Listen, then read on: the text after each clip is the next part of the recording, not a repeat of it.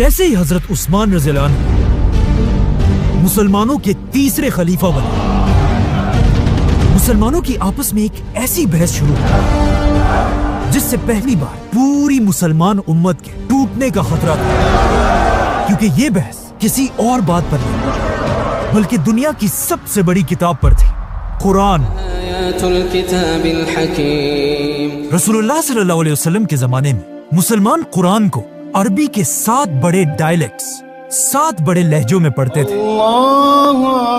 لیکن جیسے جیسے مسلمانوں کی خلافت پھیلتی گئی پوری دنیا سے لوگ اسلام کی طرف آنے لگے اور پہلی بار صحابہ سے قرآن سیکھنے لگے۔ لیکن اب مسئلہ یہ تھا، یہ نئے مسلمان صحابہ سے الگ الگ لہجوں میں قرآن سیکھتے تھے، جو پہلے تو کوئی بڑا مسئلہ نہیں تھا، لیکن آہستہ آہستہ کچھ نئے لوگ اپنے لہجے کو صحیح کہنے لگے اور دوسروں کے لہجوں کو غلط، اور حالات اتنے خراب ہوئے کہ کچھ مسلمان قرآن کے ان لہجوں کی وجہ سے ایک دوسرے کو کافر کہنے لگے۔ اسی طرح یہ بحثیں بڑھتی گئی اور تیسرے خلیفہ حضرت عثمان کے دور میں اپنی پیک پر پہنچے۔ حضرت عثمان کے دور میں مسلمانوں نے یہ سارا علاقہ فتح کر لیا تھا اور اب مسلمانوں کی فوج تیزی سے آذربائیجان کی طرف بڑھ رہی تھی۔ لیکن وہی آذربائیجان میں جب ایک دن مسلمانوں کی فوج نماز کے لیے کھڑی ہوئی، نماز کے فوراً بعد مسلمانوں کی فوج کی آپس میں ایک بہت ہی خطرناک بحث شروع ہوئی، جس میں مسلمان ایک دوسرے کے قرآن پڑھنے کے طریقے کو غلط کہنے لگے اور صرف اپنے لہجے کو اصل قرآن کہنے لگے۔ آخر یہ بحث اتنی بڑھ گئی کہ ایسا لگنے لگا کہ اب مسلمان پہلی بار ایک دوسرے کے خلاف ہی تلواریں نکالیں گے۔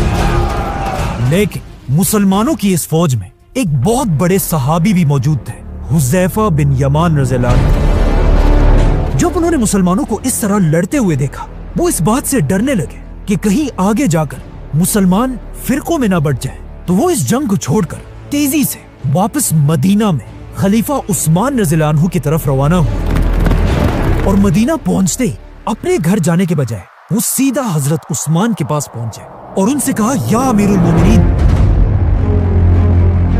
اس سے پہلے کہ مسلمان بھی یہودیوں اور کرسچنز کی طرح ڈیوائیڈ ہو جائے، آپ اس امت کو ٹوٹنے سے بچا لیں۔ لیکن یہ کوئی پہلی دفعہ نہیں تھا کہ آسمانی کتابوں پر بحث ہوئی ہو، اس سے پہلے بھی ایسا ہو چکا تھا۔ دنیا میں 4 بڑی آسمانی کتابیں ہیں، تورات، زبور، انجیل اور قرآن۔ پہلی کتاب تورات ایک بہت بڑے پیغمبر موسیٰ علیہ السلام پر نازل ہوئی۔ جب موسیٰ علیہ السلام نے فرعون اور اس کی پوری فوج کو سمندر میں تباہ کر دیا تھا اور بنی اسرائیل کو لے کر ڈیزرٹ میں پھر رہے تھے، تب اللہ نے موسیٰ علیہ السلام پر تورات نازل کی۔ جیسے ہی موسیٰ علیہ السلام پر تورات نازل ہوئی، انہوں نے فوراً حکم دیا کہ اللہ کی اس عظیم کتاب کے لیے ایک بڑا صندوق، تابوت بنایا جائے۔ اس تابوت میں تورات کے ساتھ ساتھ کچھ اور بھی ہولی چیزیں رکھی گئی، جیسے کہ ہارون علیہ السلام کی چھڑی، The 10 Commandments اور من و سلوہ کا ایک برتن۔ یہ تابوت بنی اسرائیل کے لیے اتنا ہولی تھا کہ وہ اس کی اپنی جان سے بھی زیادہ حفاظت کرتے تھے۔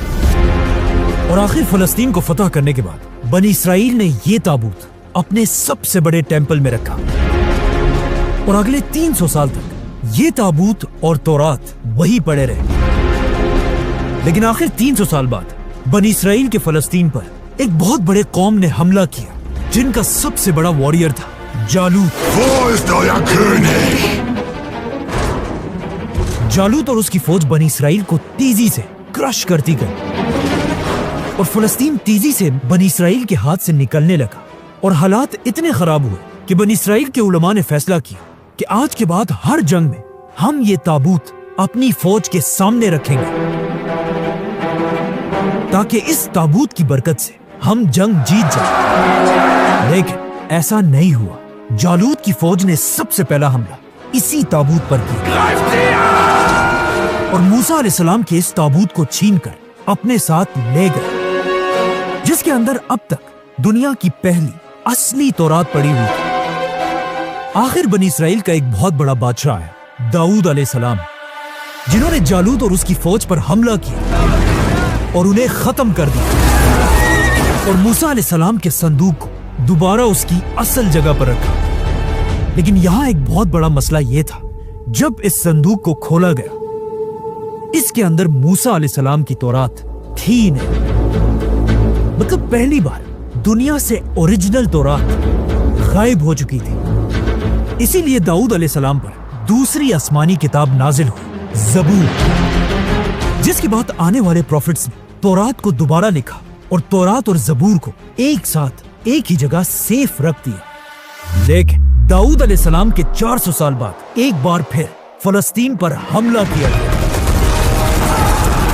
بیبیلون کے بہت بڑے بادشاہ بخت نصر، اس نے اتنا خطرناک حملہ کیا کہ لاکھوں یہودیوں کو مار ڈالا، یہودیوں کے ٹیمپل کو گرا دیا، اور بخت نصر نے اپنی فوج کو حکم دیا کہ جاؤ اور دنیا کی ہر تورات کو جمع کر کے ان سب کو آگ لگا دو.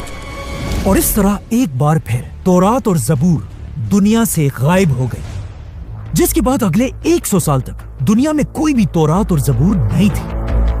آخر 100 سال بعد ایک یہودی نے دوبارہ تورات لکھی، لیکن کچھ عرصے بعد پھر ایک بادشاہ نے حملہ کیا اور تیسری بار دنیا کی ساری تورات کو جلا دیا گیا، جس کے بعد یہودیوں نے بیٹھ کر پھر دوبارہ تورات لکھی. اسی طرح آج دنیا میں جو تورات ہے، دا ہیبرو بائبل، وہ موسیٰ علیہ السلام کی اوریجنل کتاب نہیں بلکہ دنیا سے 3-4 بار غائب ہونے کے بعد دوبارہ لکھی گئی ہے. اسی لیے آج دنیا میں کوئی بھی یہودیوں کی اس کتاب کو موسیٰ علیہ السلام کی اصل کتاب نہیں مانتا، ایون یہودی بھی نہیں. The Bible is literally not true. اب تورات کے بار بار غائب ہونے اور جلا دیے جانے کی وجہ سے تورات اتنی بگڑ چکی تھی کہ اب دنیا میں اللہ کی کوئی بھی آسمانی کتاب اپنی اصل شکل میں موجود نہیں تھی.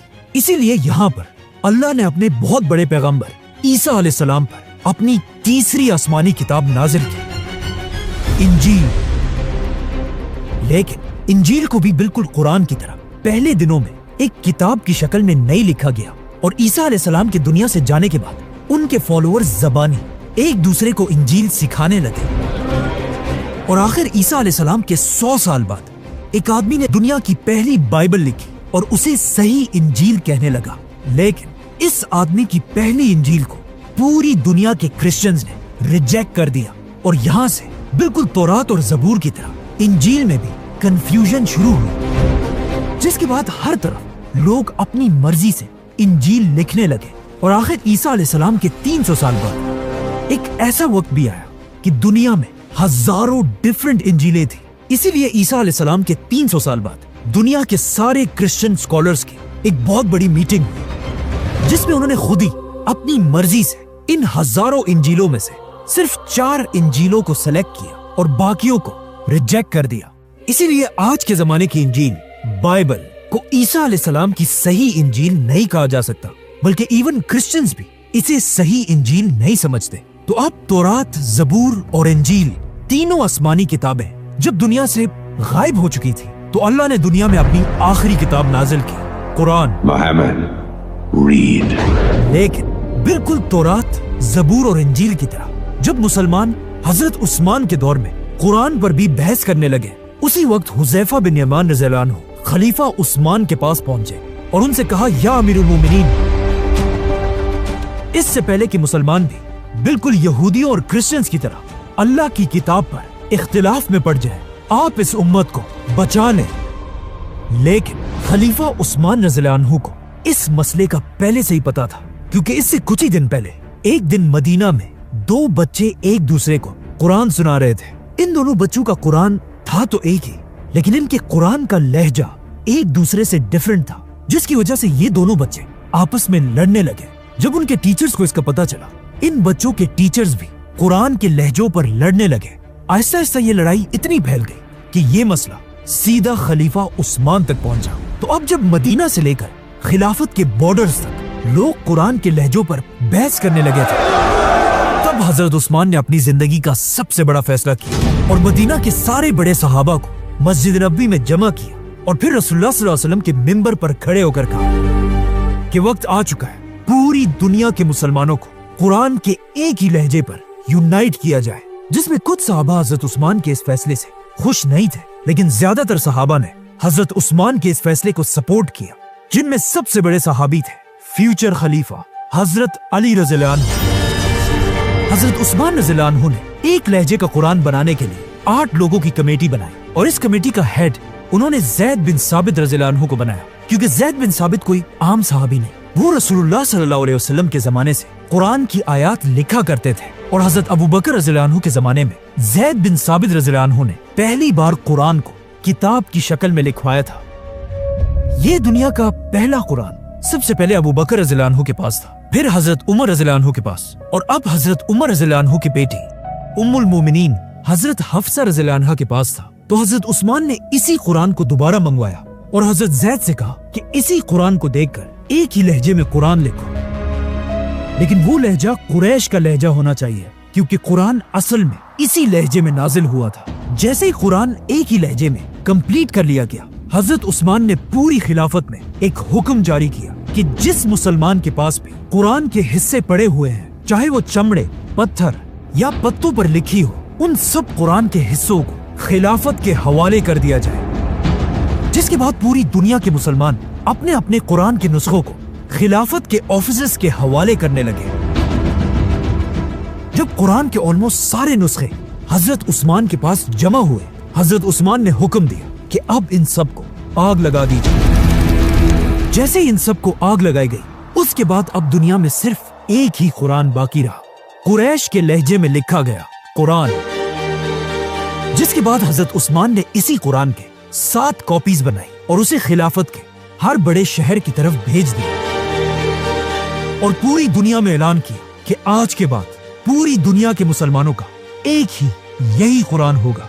हजरत उस्मान के इसी कुरान को आज पूरी दुनिया के बिलियंस ऑफ मुसलमान डेली पढ़ते हैं और हजरत उस्मान के जमाने का कुरान दुनिया के कुछ हिस्सों में पड़ा हुआ है। उज़्बेकिस्तान, इस्तांबुल, दमिश्क और इवन बर्मिंघम में भी उसी कुरान का कुछ हिस्सा आज तक पड़ा हुआ This remarkable document had been resting on the shelves of the university library for decades. इस तरह हजरत उस्मान ने कुरान को आज के तौरात और इंजील की तरह बिगड़ने से बचा लिया, क्योंकि आज पूरी दुनिया में कोई भी कुरान की ऑथेंटिसिटी पर सवाल नहीं उठा सकता।